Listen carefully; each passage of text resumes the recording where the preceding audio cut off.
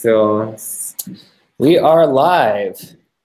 Hello, everyone. Thank you for tuning in today and joining Game for Change 2017-2018 Industry Circle. My name is Matt Parker. I work with Games for Change. I am also a professor at the NYU Game Center and a game designer. If you don't know Games for Change, we are a nonprofit that supports game creators and social innovators to drive real-world impact using digital games.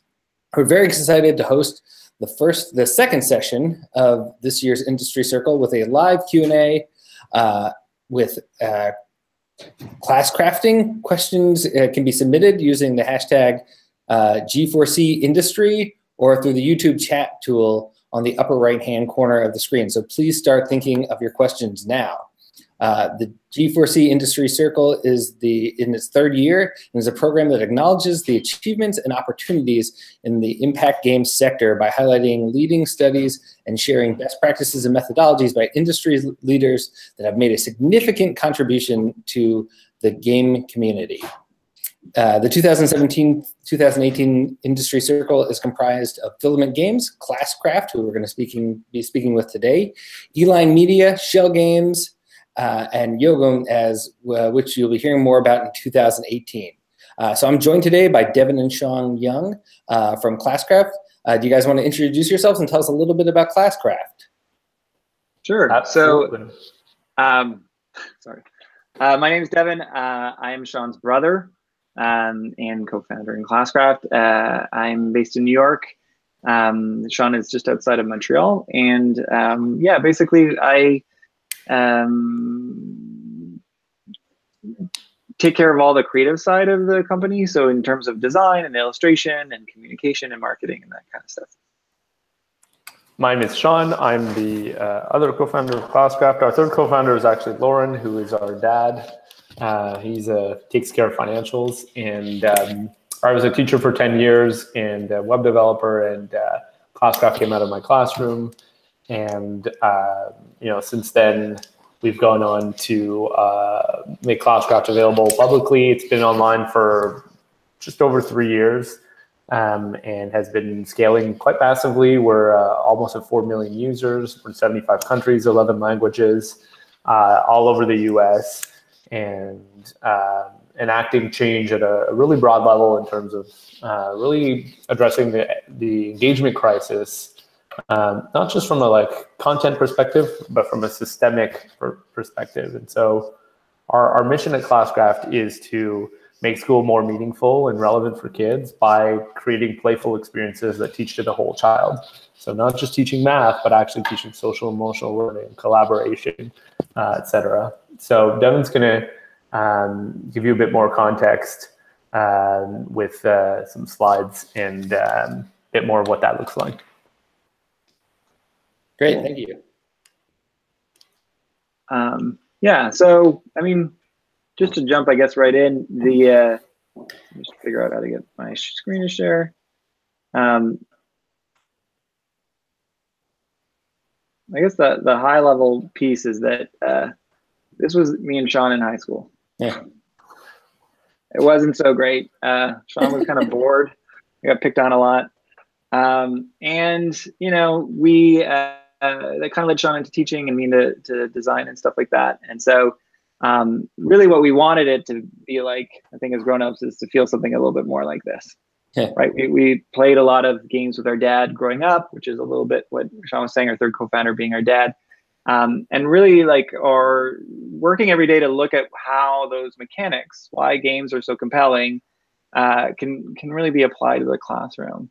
And so the way that sort of works is that really in education we have an engagement crisis more and more, right? So they've surveyed like 1 million students in 2015 through Gallup, and it really drops essentially from middle school on out, and that really impacts everything that's happening in school, be it how students are feeling on an emotional level, how they're doing with their grades, what it feels like to go to school, if people are even showing up. And so that's really powerful stuff. If people don't finish school and kind of disengage at a young age, it really sets them up in a pretty tough place to then sort of follow through in the rest of their life. And so so what was amazing is that Sean, as a teacher, kind of used those principles and used it in his classroom, and then eventually posted the rules online, and that ended up getting picked up on Reddit, and it went viral in the first week. Like about 250,000 people came. And then at that point, Sean and I had worked together a decade prior. I've been in New York for about 12 years, and I would get gigs for Sean, the dev on, and I would do the design. And so we have like a really long sort of track record. And then when this idea sort of kind of hit, it was like, oh, we could do this. And so really what Classcraft is doing is transforming that school experience and really looking at turning the entire school year into a game. We have a character from class to class, and you're kind of leveling up, and you're earning powers that let you like eat in class or hand in homework late. You're in teams, and you're helping each other out, and so it's really kind of this ecosystem of how it works, right? So we end up in situations where like they'll be doing boss battles, and people are kind of getting points. And so it's the idea is that there's no virtual world. This isn't Minecraft. This isn't like something where kids are on their screens more as a result of playing Classcraft. It's really mapping what they've understood in terms of just how games work and adding essentially like an augmented layer on top of your physical experience, right? So we're really bridging that divide or those two experiences, I should say, the virtual and the physical. And as a result, it makes it really meaningful for students. Students are excited to show up at the school, and they feel like they're getting to do stuff that they actually like, and it's not a waste of their time. And so the impacts are pretty dramatic. So that's kind of high level, sort of what it looks like. We have a little video maybe I can show of just what I think it helps, just because it's so abstract. I think as an idea, it's kind of new, but the idea is that like if you run your class the way that you normally would, you'd be kind of doing the same things you would typically do. Let me just try to put this full screen. You guys can. Great. Can you see that okay, Matt? Yep. Great. So, here's some kids in different teams doing boss battles, and the teacher's kind of running these quizzes, and the whole team or the whole class is trying to essentially overcome this boss. So they put their quizzes in there, and it's really different teams are helping each other out. So it's more collaborative in nature. The teacher teaching a science class stuff, but giving points as they complete exercises and that kind of stuff. As she sort of observes positive behaviors in the classroom, she'll be putting those in. At the end of class, students are updating their avatars, and they're kind of, all kinds of stuff. There's someone doing another lesson where students are getting picked at random for answering things, and then they're getting kind of points that come along with that. And then we've had some schools that went ballistic and turned their schools into Hogwarts, and like there was houses, and there was like dance competitions in the gym, and it was just like, whoa, this is kind of next level. And for us, these were complete surprises. This was really just teachers kind of taking the framework that was there and then scaling on top of that. And really for us, when we think about this stuff, what we're doing is we're giving teachers new tools, right? We're giving kind of this toolbox of gaming to them to be able to think about their experience design in class. And if I may, what's fascinating to me in that video is that they're clearly playing Classcraft. I mean, our logos are on their suits of armor, but there's no digital interaction happening there, right? They're in that gymnasium, and they're having a good time, and the game becomes real life. And that's where like you can really enact change, because it's not just about making school fun. It's actually about transforming these real life experiences that kids are having. By having this digital layer, but ultimately really enacting transformation in the social emotional realm as well. Yeah, that's really amazing that they took it that dance recital looked incredible. They made up those moves on their own? That was not part of the... We didn't even know that was going on. They just tweeted it to us. Hey guys, look what we're doing. And we showed up on a Monday morning. We're like, what the hell? We've created a cult. We created tools to create a cult, I guess. That's right. Yeah. It's a little... we should... let's not disparage any religions out there, but hopefully we'll keep this purely educational. Unless 100%. Yeah, so did you have more slides you wanted to show? Sure, yeah, I can go through some other stuff. I think that for us, it's kind of interesting because it's making us think about I guess just more where this is all going. You know, I think that for us, there's in education specifically, there's a lot of tools that are designed around using a game to teach curriculum, right? Game-based learning, and we're really familiar with that. And we've had even panels like Games for Change looking at, you know, how do we monetize? How does this work? What is it? You know, it's really hard to build a gaming studio basically off of just, you know, I'm going to sell this one grade 4 algebra game, right? You really need to sell it to the entire planet if you're going to get that to work. And so for us, we've been looking at essentially how Classcraft works as kind of this engagement management system. And so, you know, we'll come back to sort of this earlier slide, like this is a crisis, right? Like if you actually just get deeper into the educational side of what we're doing versus the gaming side, like, okay, so there's this thing, how do you manage that? And so this is kind of what the landscape of school looks like right now. You have these systems called student information systems, and this is where like grades and you know, attendance and things that you really need to report on as a school kind of happen, right? And so there's a bunch of different people there. And then you have these learning management systems, which are the things like Google Classroom. And this is more what like a teacher and a student will use, right? Like that, this is kind of what's happening in the classroom when they're actually doing assignments and handing things in and all that kind of stuff.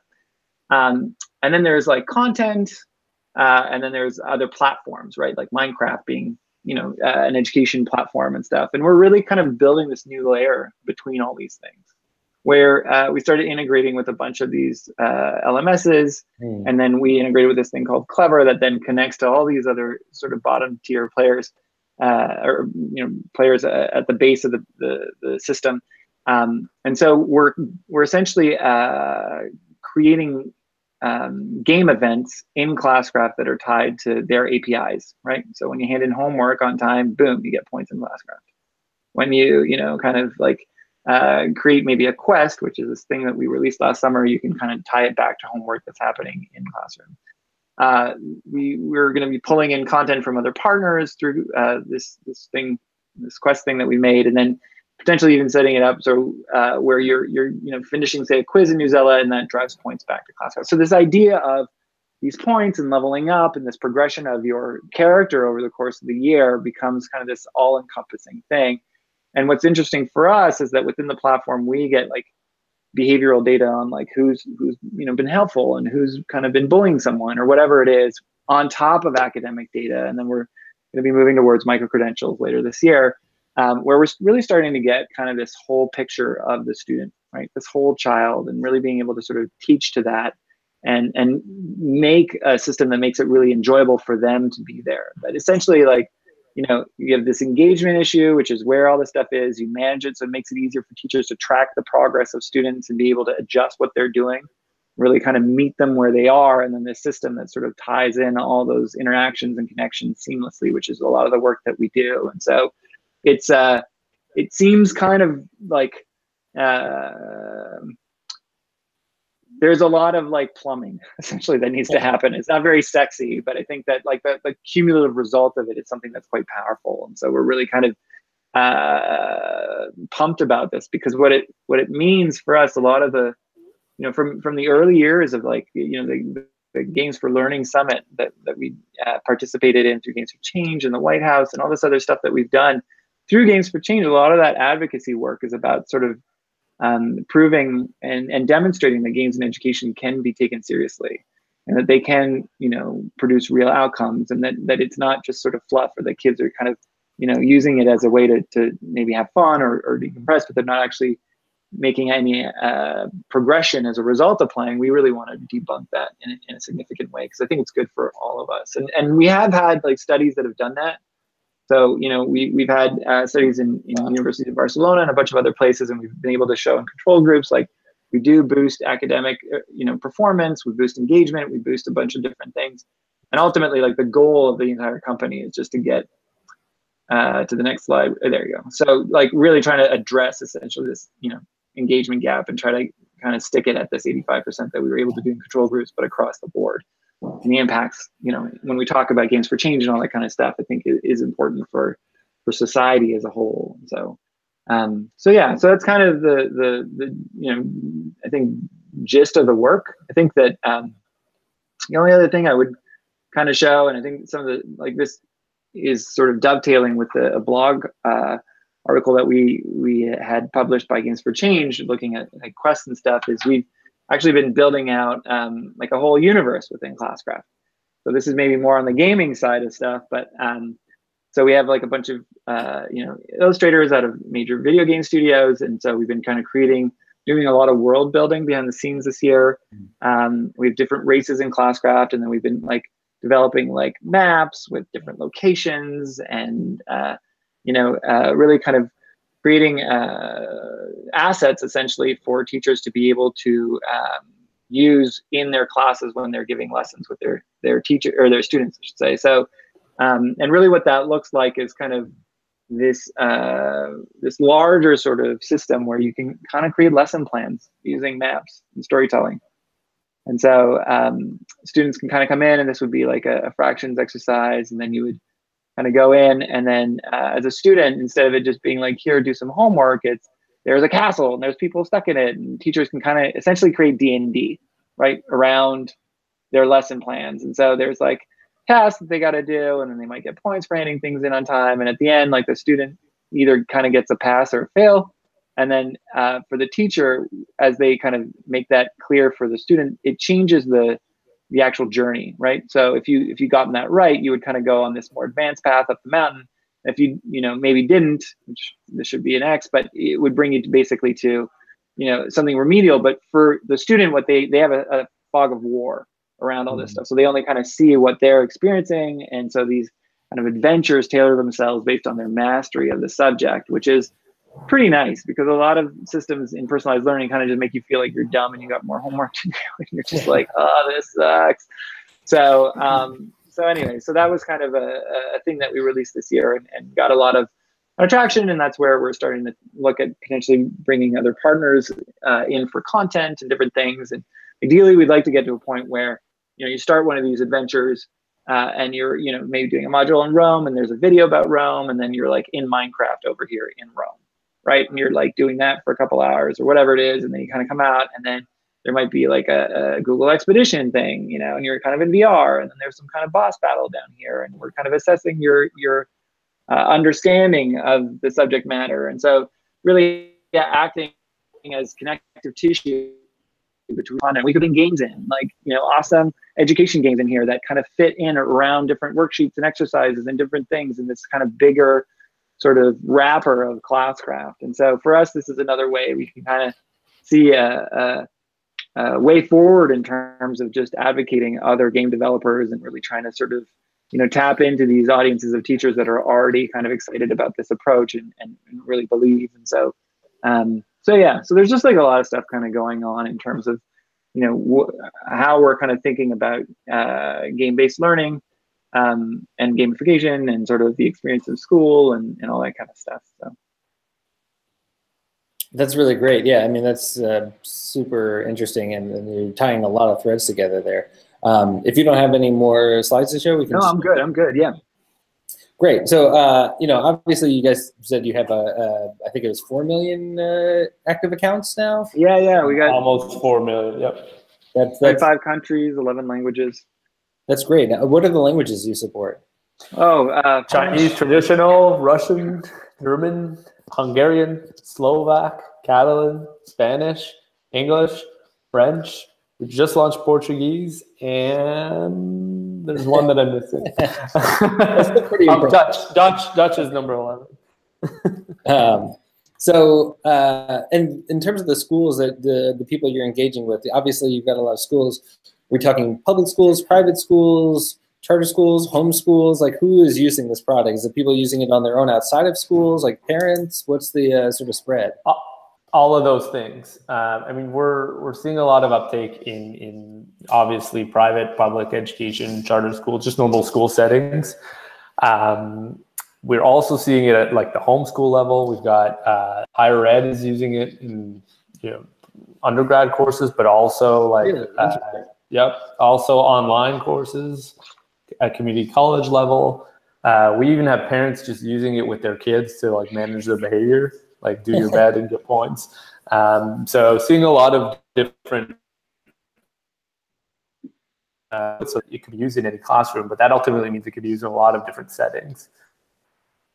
Yeah, that's great. And in terms of what somebody needs to run this, so obviously, you know, the availability of different technology is going to differ from a a private school to a possibly someone trying to homeschool or a public school. What do you need in terms of technology in order to run this? So basically, we designed it so that it could run with as little technology to as much technology as possible. The minimum use case is like a teacher with their phone, and that's it. Like they can just manage the whole thing. What we'll see more is them like projecting it on a projector in front of the class, and then if kids do have access to devices in the classroom, then they can become more involved and interactive. Obviously, you just need an internet connection. And it's all browser-based for... Yeah, all browser-based. Yeah, we have iOS and Android apps, and then Chrome app, I think. I think that for us, a big piece is just aligning with Google, and like Microsoft's doing some stuff as well. But like making sure that it works with a Chromebook is pretty key. So, yeah.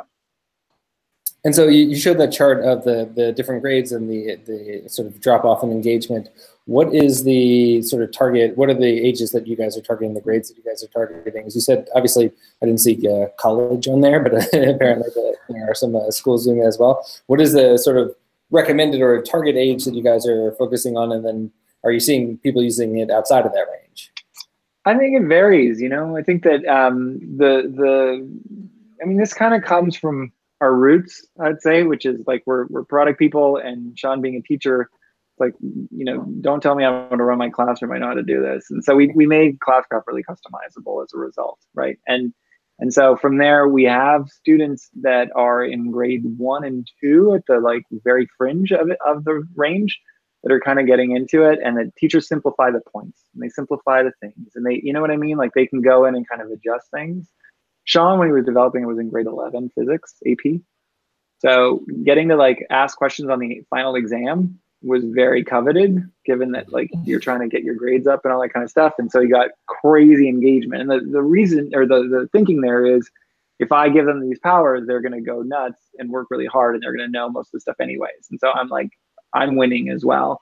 When we see it like generally a sweet spot is kind of in middle school, because I think teachers are more receptive for that. So like you're asking us where we're focusing, we're putting more energy there just because it's an easier like click for folks. I think that what was surprising for us at the beginning with all the Reddit and everything that kind of happened was like people are doing this with Excel spreadsheets in their classes, regardless of what grade age you're in, right? And we are all out there, these sort of gamers that are now grown-ups, and like get this stuff and want to like dig into it and find it interesting. And so from that perspective, we really got adoption across the board. But it's just more like where are we going to like be the most effective culturally right now? And middle school teachers kind of seem like the sweet spot.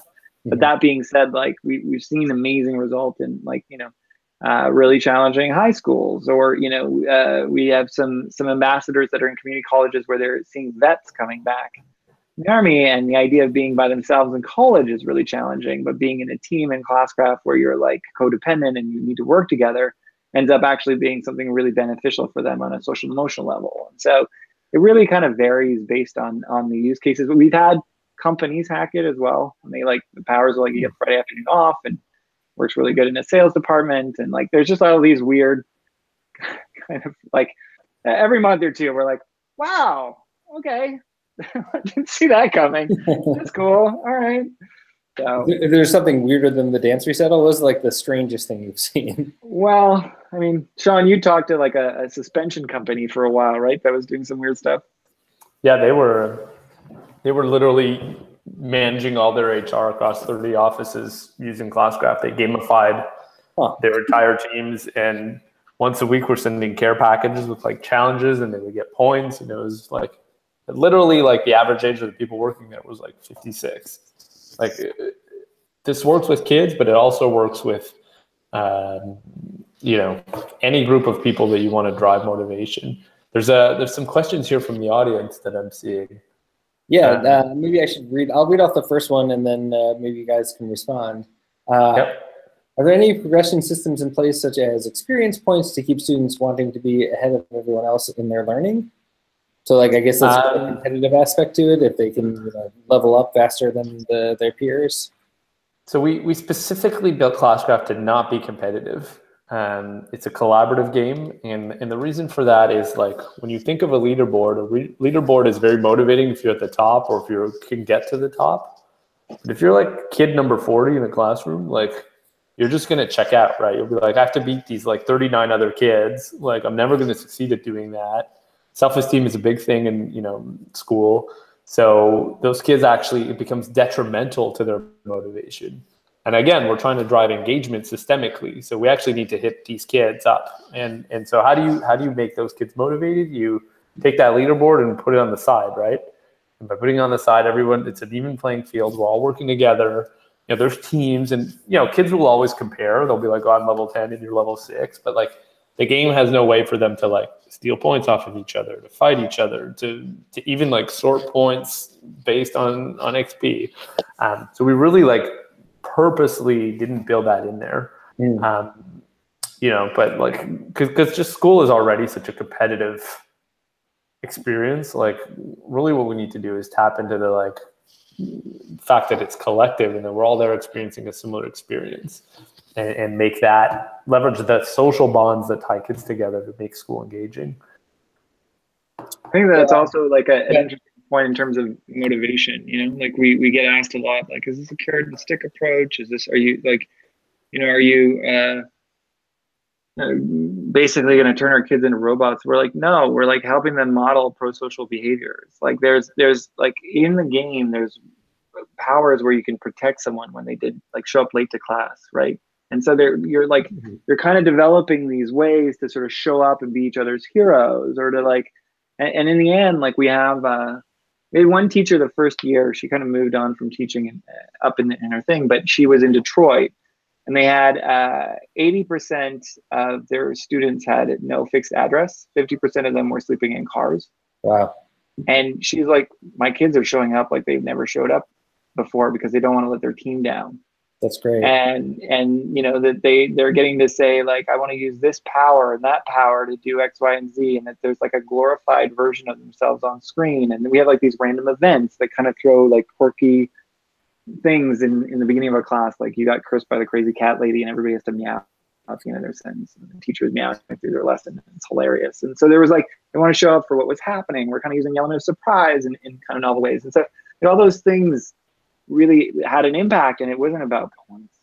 It was, it was about having a collective experience, to Sean's point, or the kids jumping, around in the gym. Like, that's why we pay money to go to a concert rather than just listen to music in our headphones. It's like, we want to be there together. We're like social creatures. It's important. That's how we learn. That's how we grow, So anyway, it's a really important piece to, I think, why Classcraft is working, rather than just it being some, silly thing that you get points on or something.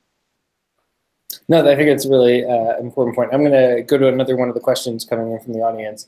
Does Classcraft allow kids to demonstrate their own interests or specializations? For example, if I'm a math expert or I'm super interested in art, can I display that somehow? Not per se directly. I mean, teachers could use the quest feature to create branching paths catering to kids' specific needs, and they often will do that. It's called differentiated instruction. And so Classcraft is flexible enough to go there. It doesn't necessarily out of the box, afford that. One thing that kids can customize their avatars like a lot. Nice. And like there's literally billions of potential combinations of gear. Like there's hundreds of thousands of pieces they can get and mix and match. And so they can express their identity through that. And the characters are very different.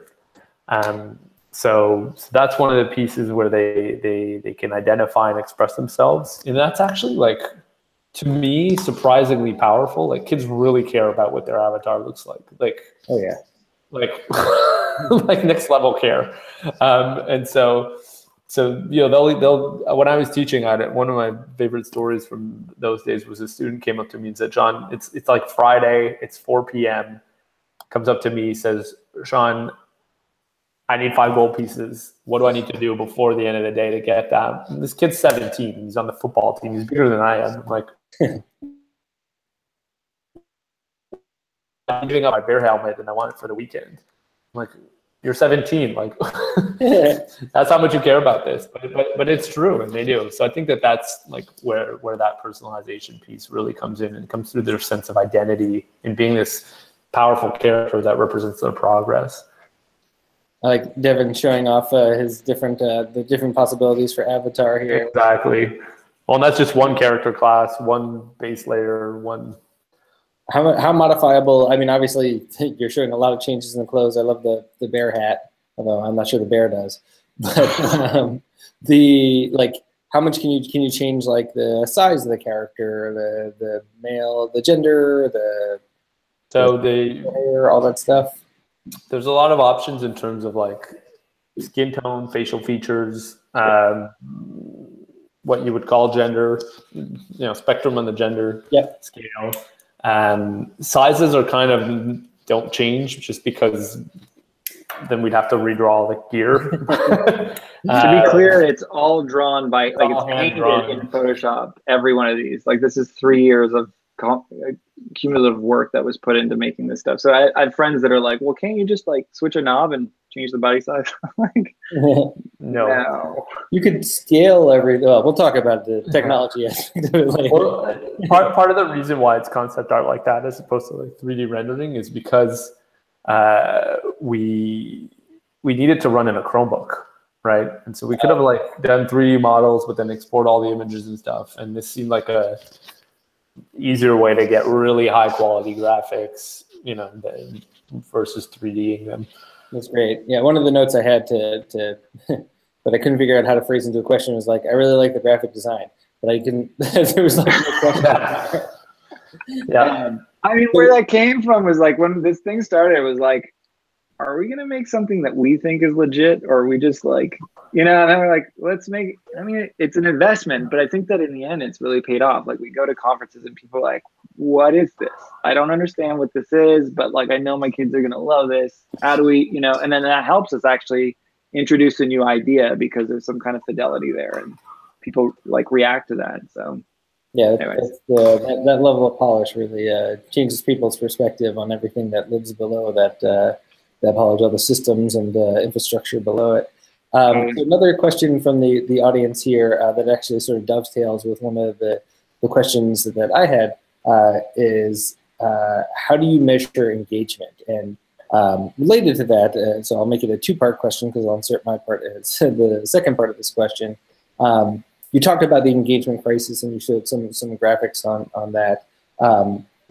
Was that something that you looked at the sort of core causes of and sort of developed class crafting as a solution to those, or is it more that you just sort of were aware that this engagement crisis was happening and tried to like design a solution to it, but didn't look into the sort of core reasoning behind it? So how do you measure it, and then what do you think is at the heart of it, or is that something that you didn't really focus on? You just sort of designed a solution for it.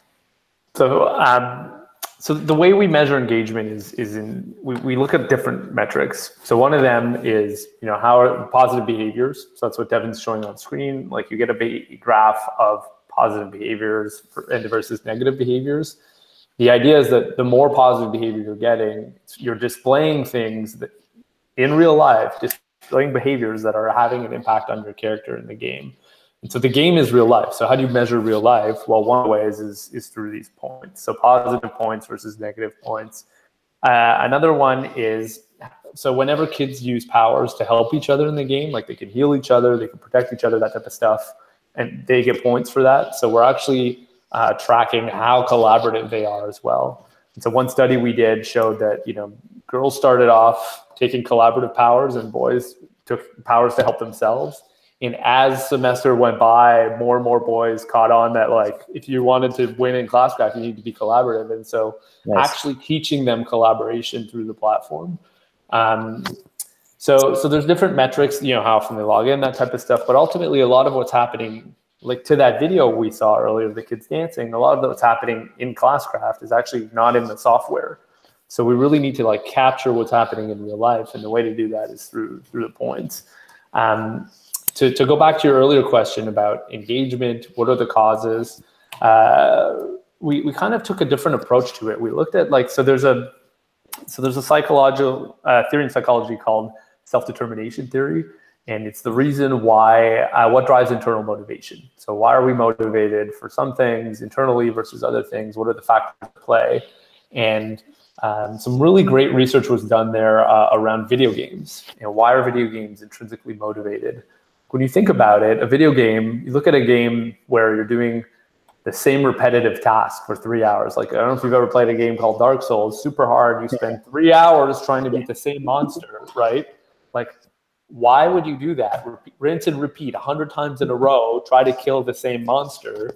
When you think about it, that's like a really boring, repetitive task, but you're doing it because you're really driven and intrinsically motivated to do it. And so there's different elements at play that drive that. Ultimately, it ties back to our fundamental needs as human beings. Like, it's Maslow's pyramid, right? And some of those things are feeling of mastery, the feeling of autonomy, being in control, immediate feedback, social relationships, the sense of discovery. And those different things are what we use to build into Classcraft. And the game design around Classcraft hooks back to those things. We were talking earlier about collaboration. Well, that's actually meaningful social relationships. Online games are really good at that. This feeling of progression and mastery, so giving you control over day-to-day life through the powers and through leveling up. So when you think about it, school is a situation where kids don't have a lot of control, right? It's very much like, sit down, go do your work, come in at, you got to be in class at 12:15, you're going to leave at 11:08, whatever it is. And so using Classcraft and using game mechanics, we can give them a sense of ownership, just like you have in a video game. And so we really reverse engineered what makes video games good and motivating and applied that to the real life setting of the classroom. Is there another question from the audience here? Is there an API or a standard content provider needed to implement to integrate with Classcraft? Yes, we've just launched an API. There is. Timely. Did you guys put that question in there? Just so yeah, exactly. Devin's typing it in. Whoever that is.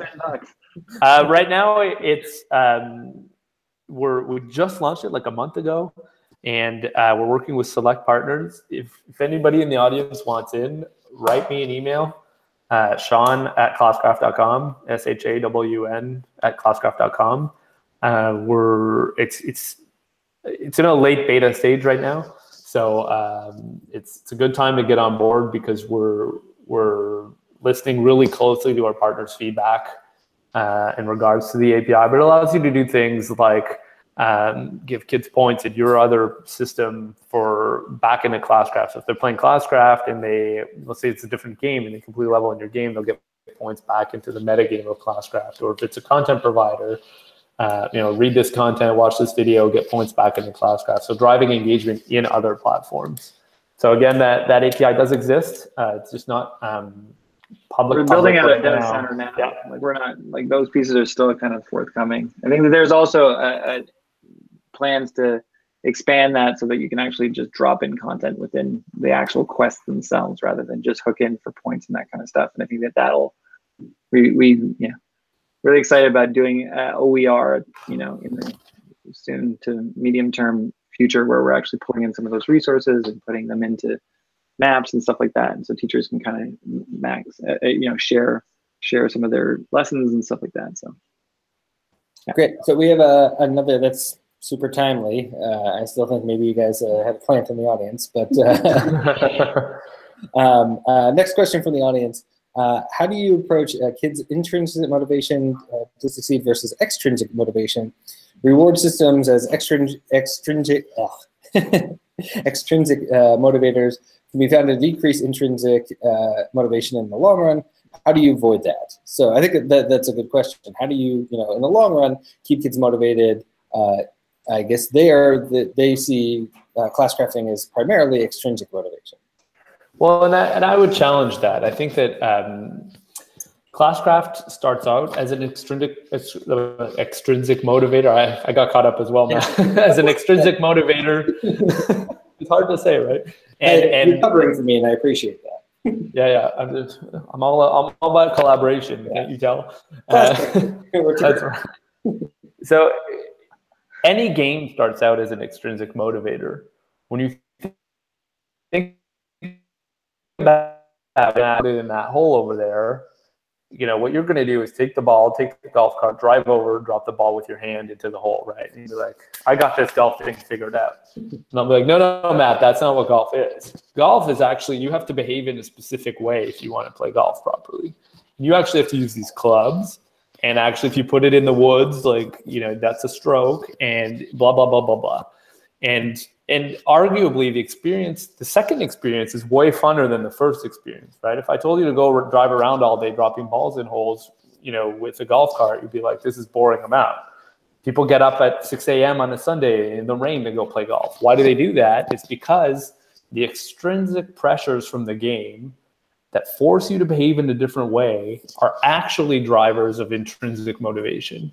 And when we built Classcraft, that's exactly what we had in mind. It was like, it starts out extrinsic as behave in this way and you'll get points. But what we've seen through different efficacy studies, looking at kids, focus groups, all that stuff, is they actually, if you take away Classcraft, they continue to exhibit the same behaviors. So they'll be in math class playing Classcraft, and then they'll go over to ELA class where there's no Classcraft, and they'll keep helping each other as a team.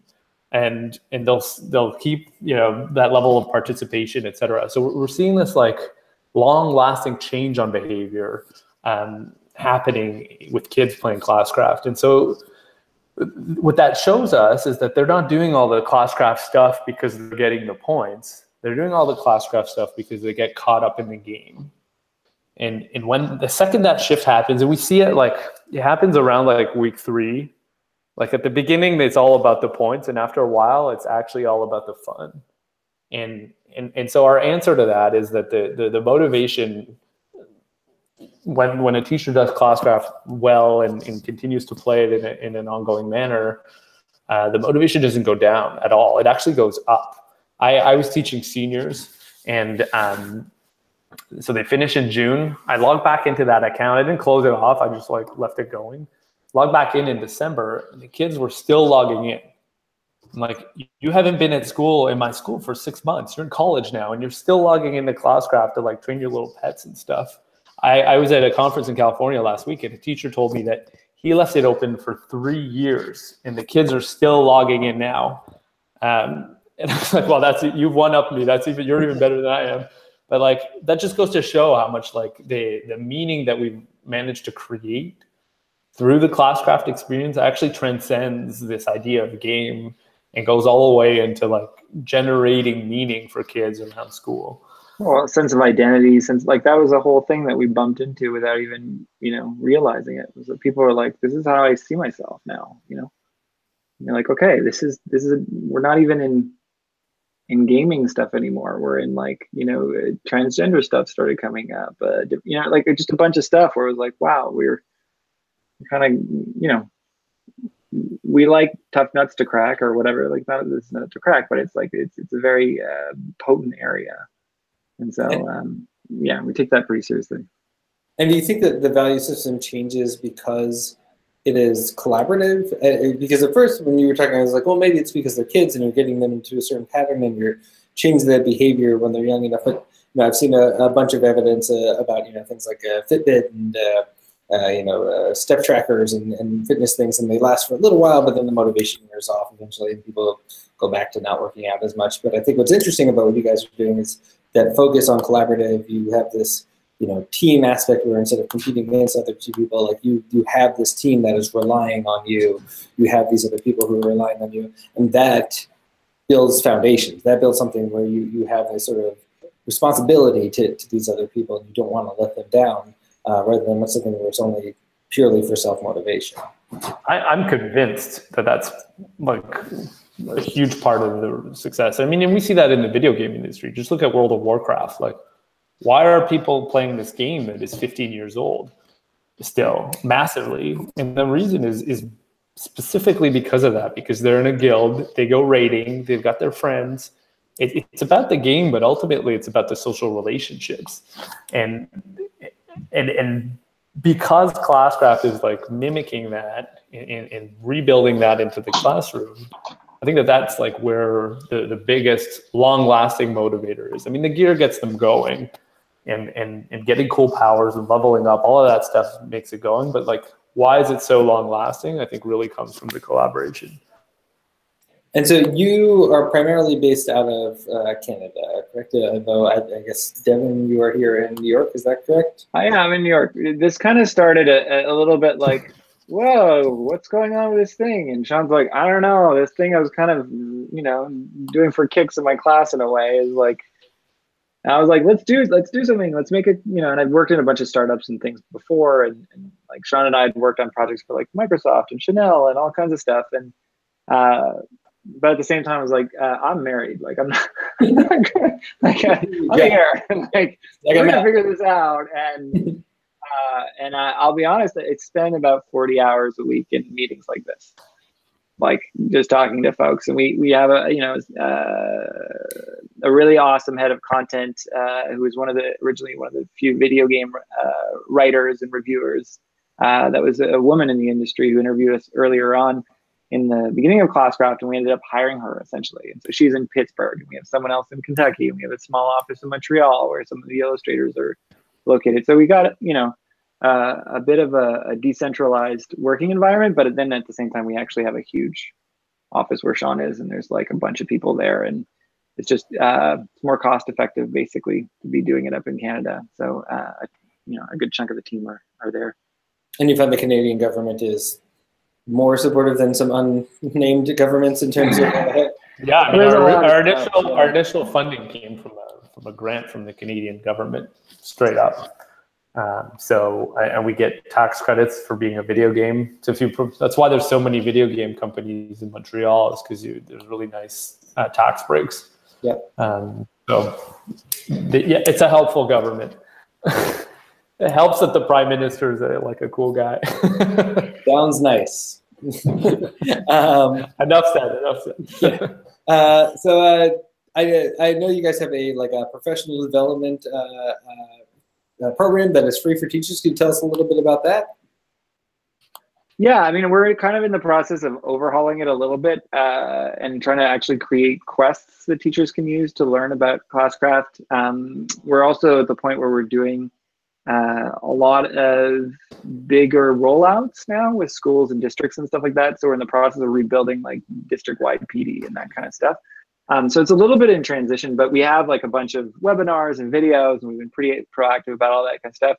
We also have like people literally on that are answering folks with questions about how to roll things out and stuff. And so I think that's pretty atypical for a gaming company to have like folks just ready to kind of jump in there with you and help you troubleshoot.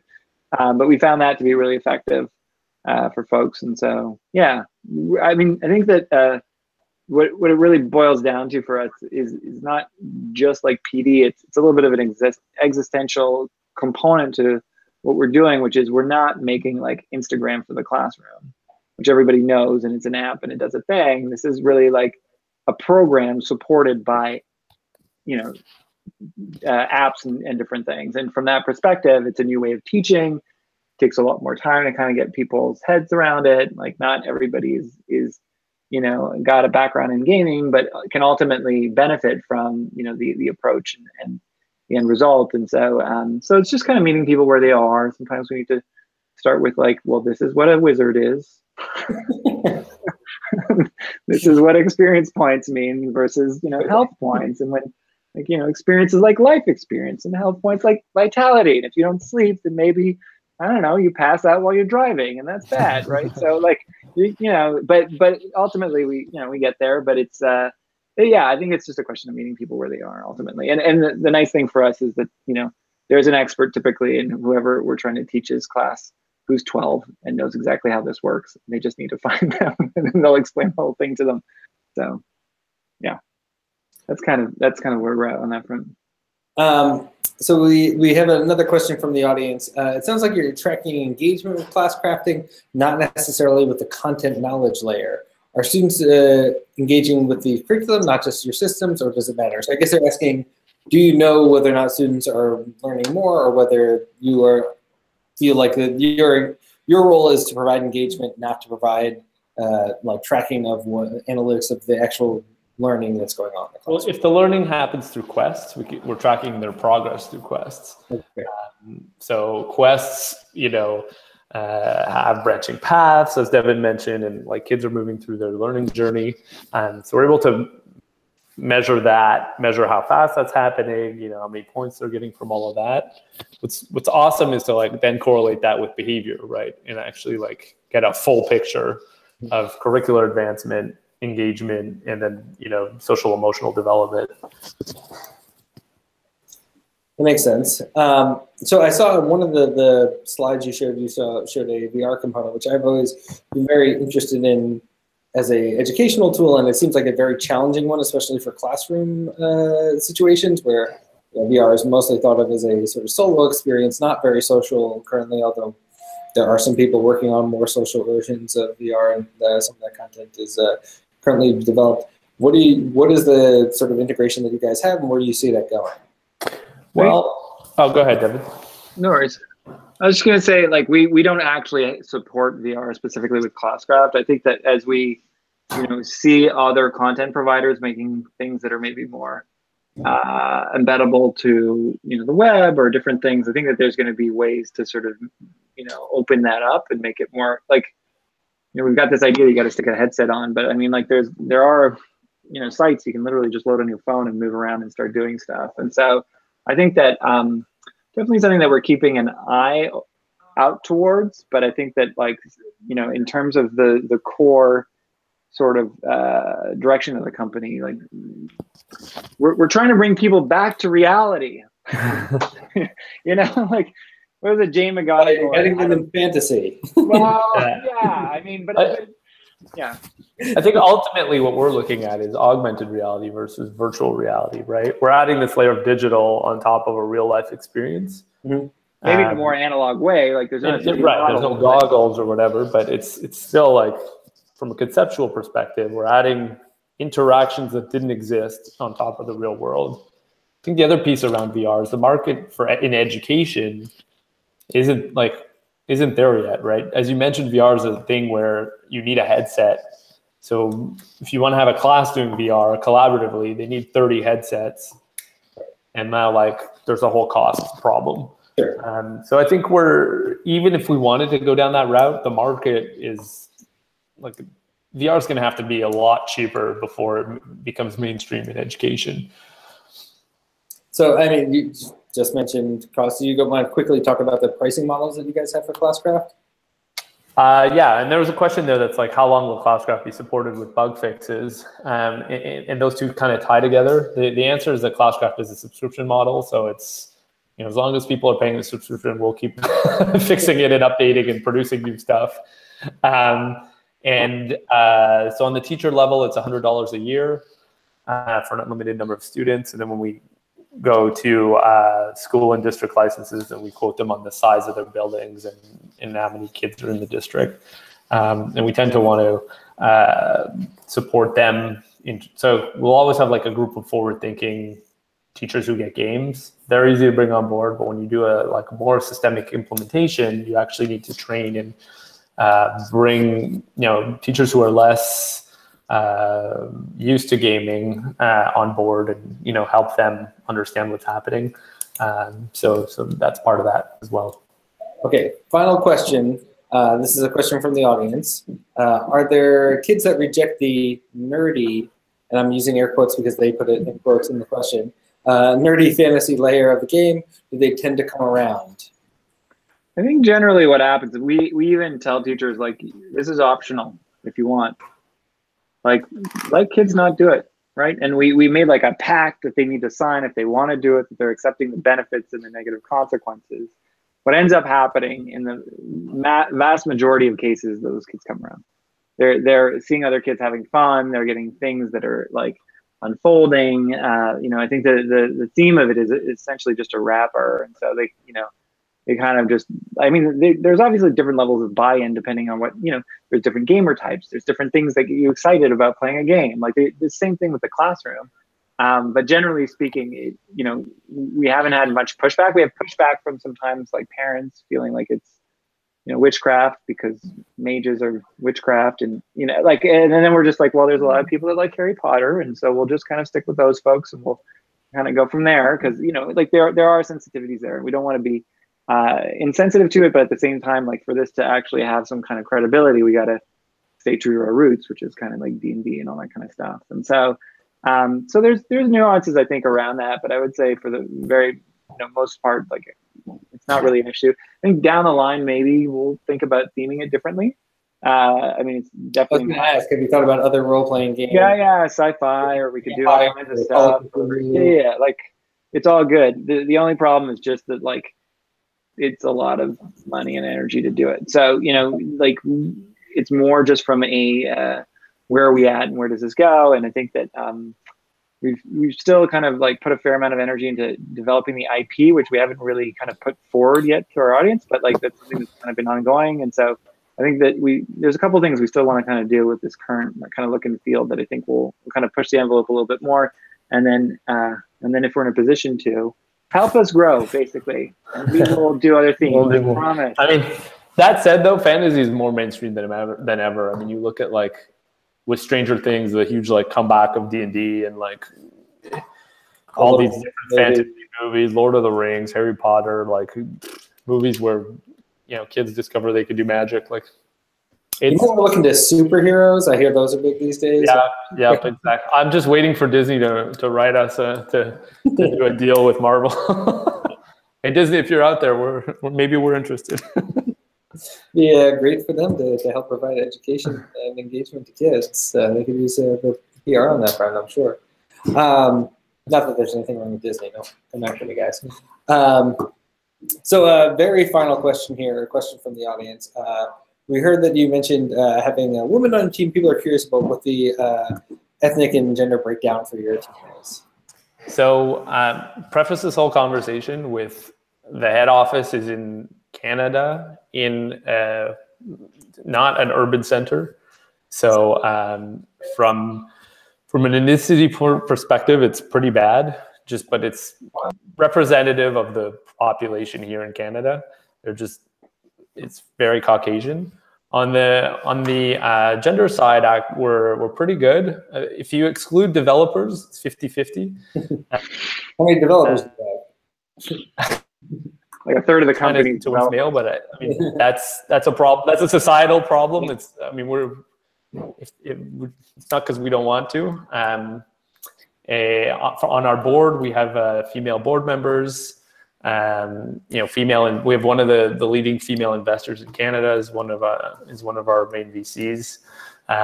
So pretty good, I think, on the gender side, and on the ethnic side, just it is what it is here. Great, guys. So thank you so much. We really appreciate your time. I think this is super enlightening and valuable for our community. We're going to put your information into the description. So to the audience members, please feel free to reach out to Classcrafting or to Devin and Sean in particular. Guys, thanks so much for the conversation. And thank you, everyone, for tuning into the Industry Circle. Thank you so much. Cool. Thanks, Matt. Appreciate you taking the time. Matt. Great talking to you. Bye. Cheers.